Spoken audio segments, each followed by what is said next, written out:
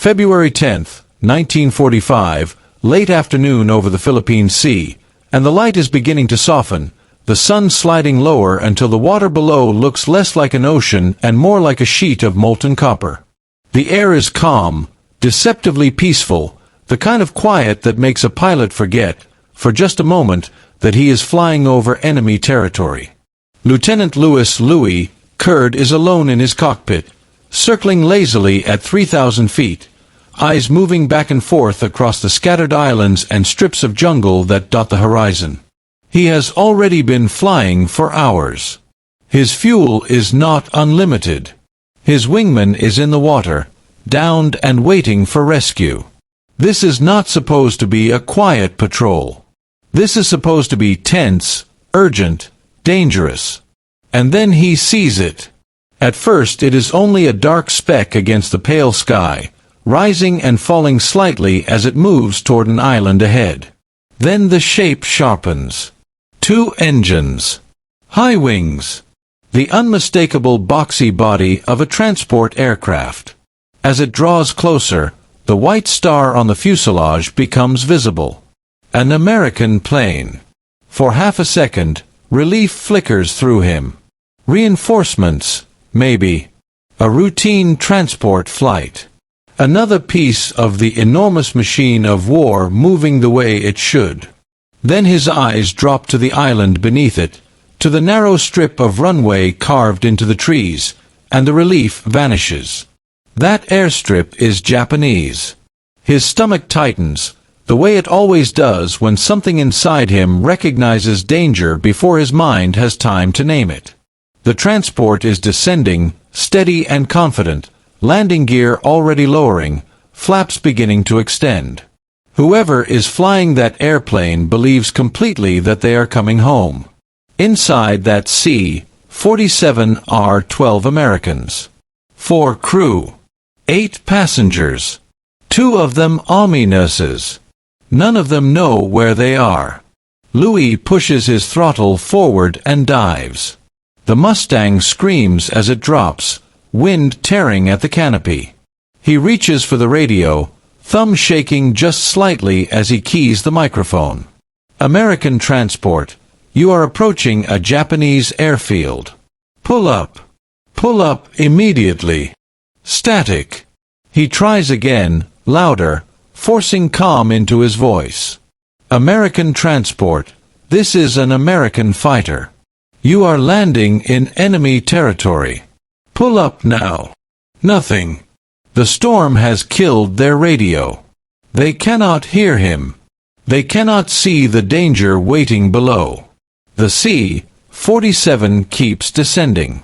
Below, on the edges of the runway, Japanese anti-aircraft crews are already tracking Louie. They are not aiming at the transport. They think it is one of theirs, a captured prize returning safely home. They are aiming at the lone Mustang diving toward it. Louie glances at his fuel gauge. He glances at the shoreline, where soldiers are already moving toward the runway. He has seconds. If that airplane lands, 12 Americans will step out onto Japanese soil. And Louie knows what that means. He has read the reports.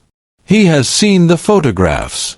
He has heard the stories whispered in briefing rooms and hospital wards. Bataan, where 75,000 men were forced to march until their feet bled and their bodies collapsed. Bayonet, where they fell. Prison camps where men survived on 800 calories a day, where dysentery and malaria and beatings were routine, where executions were entertainment. Palawan, where 150 prisoners were herded into shelters and burned alive. Pilots kneeling in the dirt while samurai swords rose and fell. Most of the people on that airplane will never come home.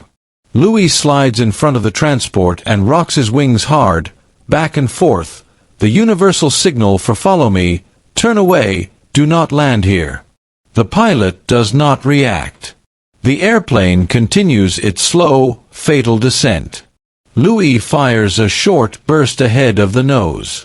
Tracer rounds streak through the air, bright orange lines cutting across the sky. Still nothing.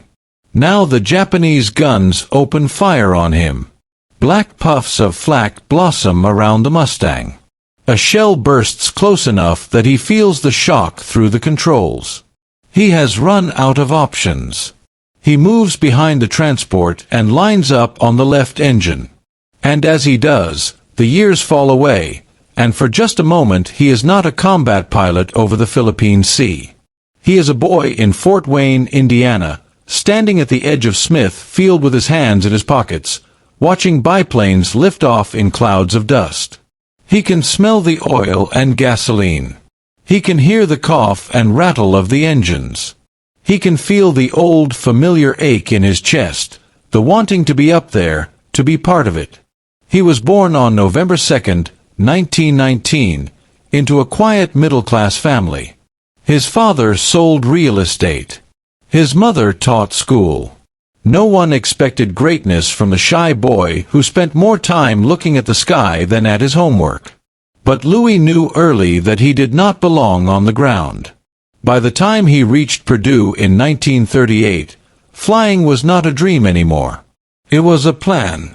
On December 6, 1941, he walked into a recruiting office and signed his name. He did not know that the next morning Pearl Harbor would burn. He did not know that the world he was leaving behind would vanish almost overnight. While the country scrambled, while 6-month waiting lists formed and thousands of young men fought for a chance to wear wings, Louie was already in training, learning to trust instruments, learning to land in crosswinds, learning how to kill. By December 1942, he was flying a P-38 in North Africa, painting a little devil with a halo on the nose and calling it Good Devil, not yet knowing how prophetic that name would become. 9 days into combat, he met 12 German fighters and shot down 3 in one mission. He saved a wingman, chased enemies into the sea, and came back with hands still shaking and eyes still burning from cordite smoke. By the end of the summer, he was an ace, 8 kills, feared and admired, and just beginning to believe he might survive the war. And then he didn't. Over Naples, outnumbered 4-1, he broke formation to save a friend and flew straight into 50 enemy fighters. He shot down 2 more before fire filled his cockpit and the Mediterranean rushed up to meet him. He ran into the trees with a pistol and a prayer and was captured before nightfall. For 9 months he walked. Through the Apennines in winter, through snow deeper than his waist, through forests and villages and monasteries where priests whispered Latin prayers and farmers pressed bread into his hands and begged him to go quickly before someone saw. 1 man died along the way. They buried him without a marker and kept moving. When Louie reached Allied lines at Monte Cassino, his parents had already mourned him. His grave was already there, waiting. And still he volunteered for more. Now, in a different war, in a different sky, all of it has led to this. He lines up the gun sight on the left engine of the C-47. This is wrong. Every instinct he has ever learned tells him not to fire. Not at that star. Not at that flag. Not at Americans. But every instinct he learned in prison camps and briefing rooms and frozen mountain passes tells him something else. If he does not pull the trigger, 12 people will disappear. He squeezes. The Mustang shudders as the guns fire. 50 caliber rounds streak forward and slam into the left engine. Metal tears. Smoke pours out. The propeller jerks and freezes. The transport lurches but keeps flying. 1 engine is enough. Louie swears and shifts his aim. The second burst hits the right engine squarely. There is a flash, a bloom of orange flame, and then silence. The C-47 begins to sink. The pilot fights it, banking away from the runway, away from the soldiers now running toward the shore. The airplane hits the water hard, skipping once, then slamming down, but the fuselage holds. Hatches burst open. Life rafts deploy. Figures spill into the sea. Alive. Louie circles once, twice, watching, counting heads. 12. all of them moving. He drops a message tube with a single note, "For God's sake stay away from shore. Japs there." Then the fuel needle falls to 0 and he turns for home. By dawn the next day, every survivor is safe. 2 of them are nurses. One of them is named Svetlana. He had been supposed to take her to dinner the night before. Later, a general will pin a medal on his chest for shooting down an American airplane. Later, ground crew will paint an American flag beside 3 others on the nose of his fighter. Later still, in a quiet courthouse in Indiana, Louie Kurd will marry the woman he once sent crashing into the sea. They will build a life together. Children. Houses. Years that have nothing to do with guns or blood or engines screaming at full power. When he dies, at 75, there will be no statues, no parades. Only a simple headstone. And somewhere in the long ledger of war, a single line will remain. February 10th, 1945. 12 Americans would have vanished. 12 Americans lived. Because one pilot had 15 seconds to choose between the right thing and the unthinkable.